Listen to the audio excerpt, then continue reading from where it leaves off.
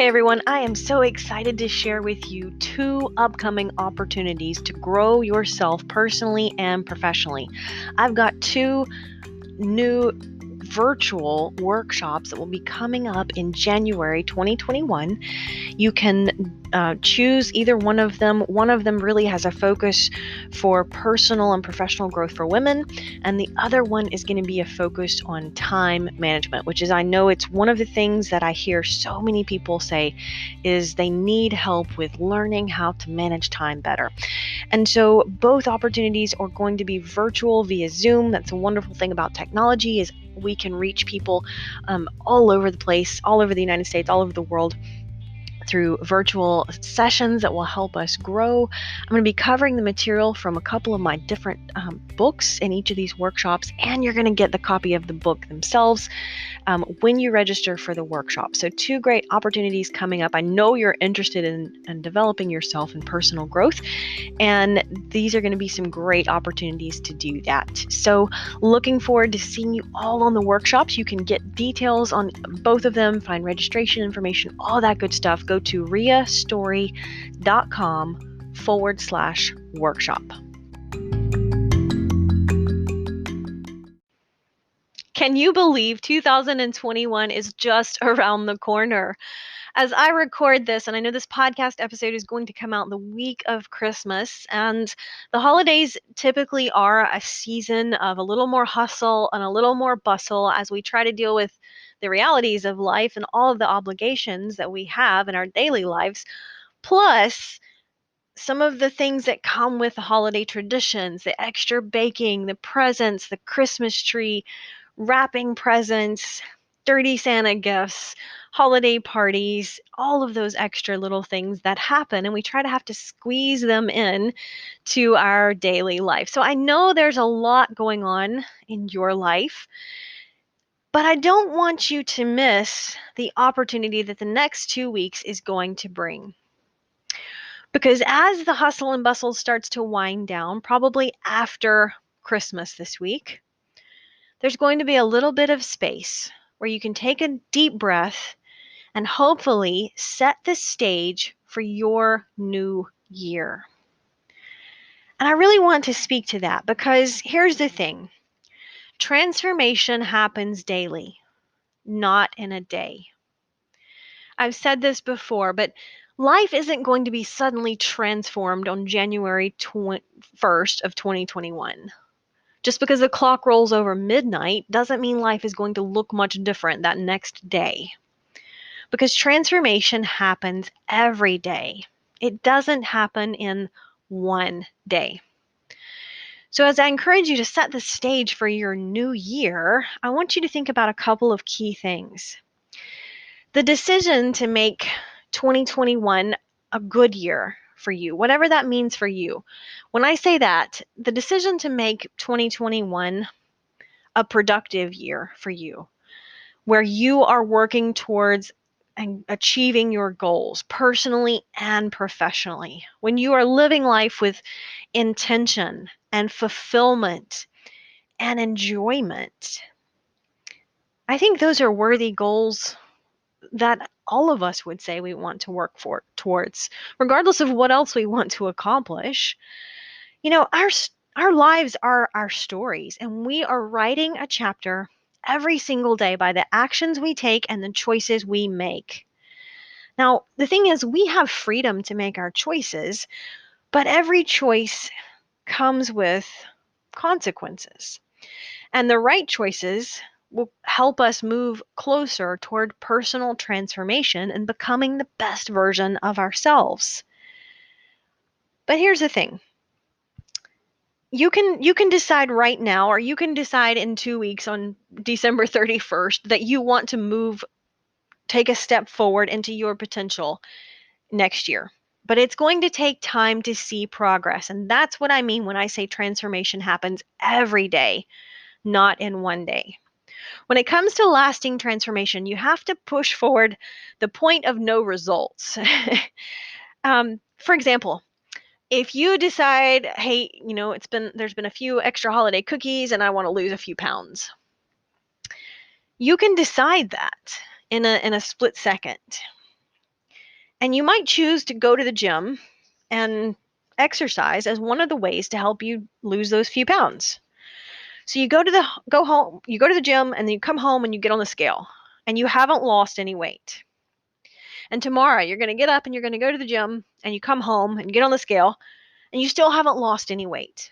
Right? It's very easy to get frustrated after a few times when that happens because you haven't seen the results and the reward of your effort. And most of the time we give up far too soon, not realizing that our efforts aren't being wasted. We simply haven't pushed forward beyond the point of no results. So we have to be committed at the beginning to pushing forward until we start to reap the benefits and the rewards. Now, the key here is to focus on the behaviors and develop the mindset of the person that we want to become. In other words, I love to talk about a process, right? If we design the process that's going to help us be successful and we stay faithful to that process, we'll get there. We'll get there, right? It's not just having a goal-oriented mindset, because if all you do is have a goal-oriented mindset, then when you reach that goal, you'll quit and maybe you'll even backslide, right? So goals are not a bad thing, but keep them in context of the larger picture of being growth-oriented. And that's where it comes to shifting your mindset. And that's focusing on the growth process that's going to allow you to become the person that you need to be in order to achieve what it is you want to do. And when you focus on that growth process, the results will take care of itself over time. It's going to take some time, but it will happen. Today, if you plant a seed today and you go out tomorrow morning, it's not going to just have suddenly sprouted a new tree or a new flower, right? It takes time. Well, there's nothing wrong with you. As you look back at your 2020, I know this year has looked so different for so many of us. And are there things that you didn't accomplish or didn't achieve this year, but that's okay. I don't want you to beat yourself up about that. Because I want to remind you what Michael Josephson said. You don't have to be sick to get better. There's nothing wrong with you. As human beings, we are going to have times in life where we set a goal and we didn't achieve it, or life happened and it didn't look like what we thought it was going to be, right? So the key here is don't beat yourself up over mistakes made or lessons learned. I want you to learn from them. But then I want you to carry that lesson forward as you look towards the future, because transformation can be a little scary. It can be a little uncomfortable. It's exciting to think of a new year and we think of the potential, but it also can be a little scary when we think of big goals and dreams and we think, wow, that's a little bit daunting, right? So I want to just share with you a couple of key takeaways as you wind down 2020 and you think about setting the stage for your new year. I want to encourage you to think about what your priorities are for the coming year. What your priorities are. So here's something that will help you. If you go to my website, it's a completely free download. You don't even have to put your email in. Go to riastory.com/time management and download my Abundant Life Assessment. And it's just a PDF that's going to walk you through 10 questions in each of the 4 dimensions of life. So it's going to ask you to just honestly, without judgment, without criticism, evaluate yourself on how you feel where you are today in each of these areas relative to where you want to go. So for example, there's a 1 to 5 rating system, and one of the questions is in the mental, emotional dimension. One of the questions is, I know what my values and priorities are. So you would just rate yourself on a scale of 1 to 5. 1 being not at all, 5 being I have a very firm knowledge and commitment to what my values are, right? Or maybe somewhere in the middle would be a 3. So there again, no judgment, no criticism, just a you and you conversation that allows you to evaluate objectively where you are in each dimension of life and think about where you want to go. Maybe in the physical dimension, one of the questions or the statements is, I get enough sleep. Rate yourself 1 to 5. 1 being, I never get enough sleep, and 5 being, I get 7 to 8 hours every single night. Maybe you look at this abundant life assessment and you say, wow, I have an opportunity in the physical dimension to get more sleep in the coming year. Great. It's just simply an awareness tool that helps you kind of get into thinking where you are and where you want to go. And then I want you to think about your goals relative to where you are and where you want to go for 2021. Don't try to tackle everything, right? Pick 1 or 2 key areas. Now, if you need some additional help in thinking through this, and what I mean by that is when we set goals for ourselves and we determine our growth path for ourselves, it's important to consider that those are in alignment with our priorities and our values and the season of life that we are in. So maybe you're in a season like I was back in 2011 and 2012. I was working a full-time plus job and I was teaching group fitness, which was a 10 to 20 hour a week commitment between actually teaching classes and getting ready to do it. And I was going to school full-time, getting my bachelor's and an executive accelerated biz MBA degree. And I was balancing being a wife and a stepmom and buying the groceries and cleaning the toilets and doing the laundry and all of those other things that come with life. And I was training to run my first marathon. And then we started mountain bike racing. And I had like such a complete overload of stuff. But that was the season that I was in. And so there were some short-term sacrifices, like I didn't get 7 or 8 hours of sleep during that season of my life. But it was a different season than I'm in now. The season that I'm in now, I am more fully committed to getting regular, healthy amounts of sleep.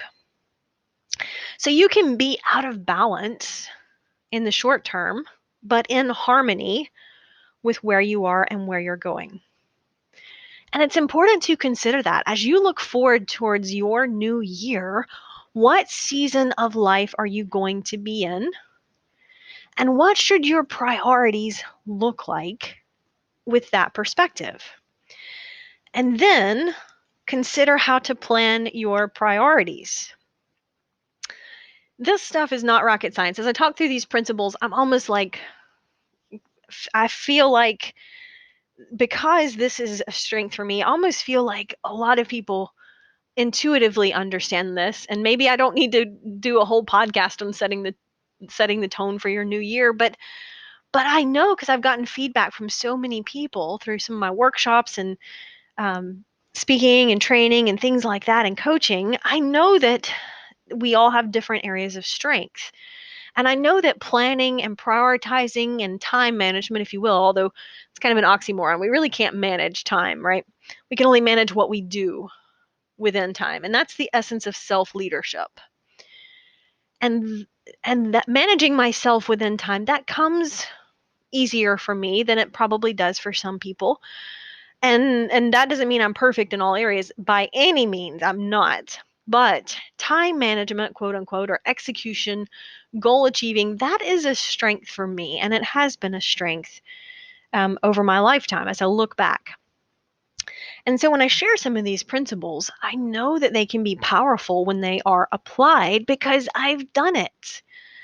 My book, Prime Time, The Power of Effective Planning, I walk you through how I was able to accomplish doing all of that stuff in 2011 and 2012 because I was more intentional about looking ahead and scheduling my priorities, planning my priorities in perspective of the season that I was in. Now, if this topic interests you or if you want to learn more about that, I've got a whole workshop coming up based on my book, Prime Time, The Power of Effective Planning. We're going to kick off a 6-week, 6 virtual Zoom sessions where there'll be some small group coaching and worksheets and things like that based on the book.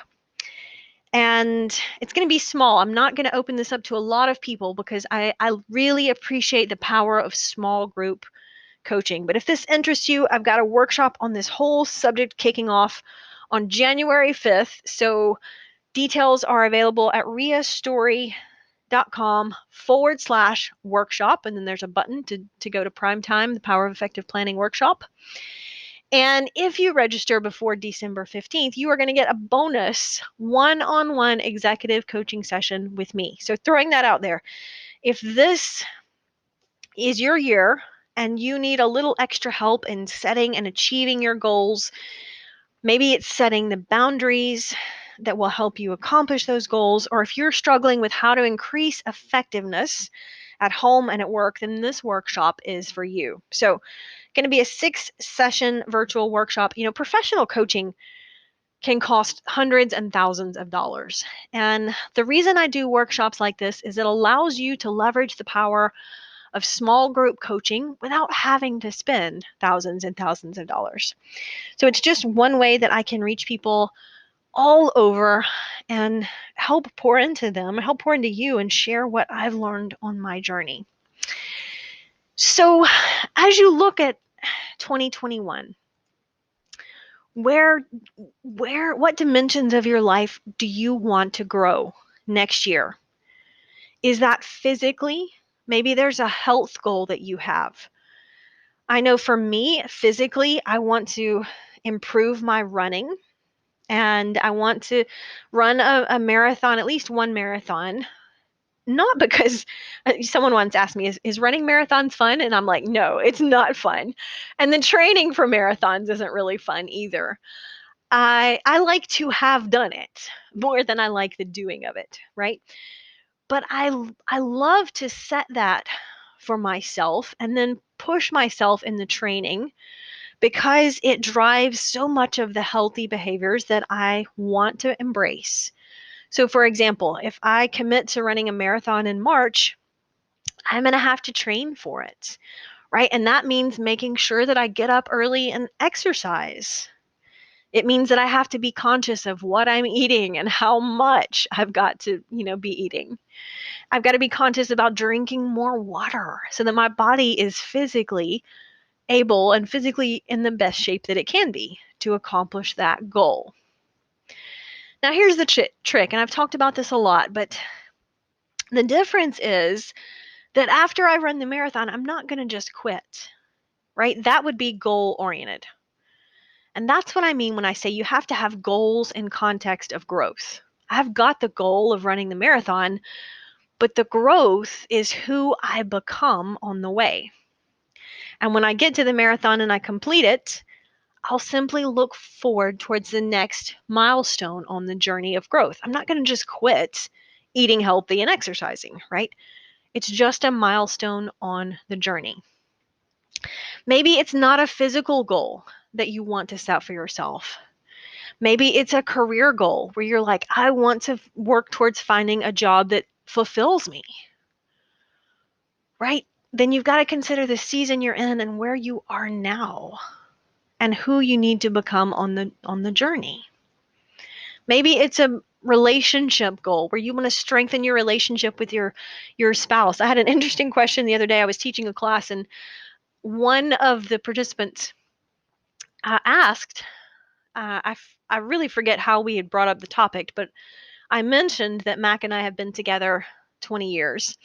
And one of the participants asked me, she said, can you share some secrets on a successful relationship that lasts 20 years?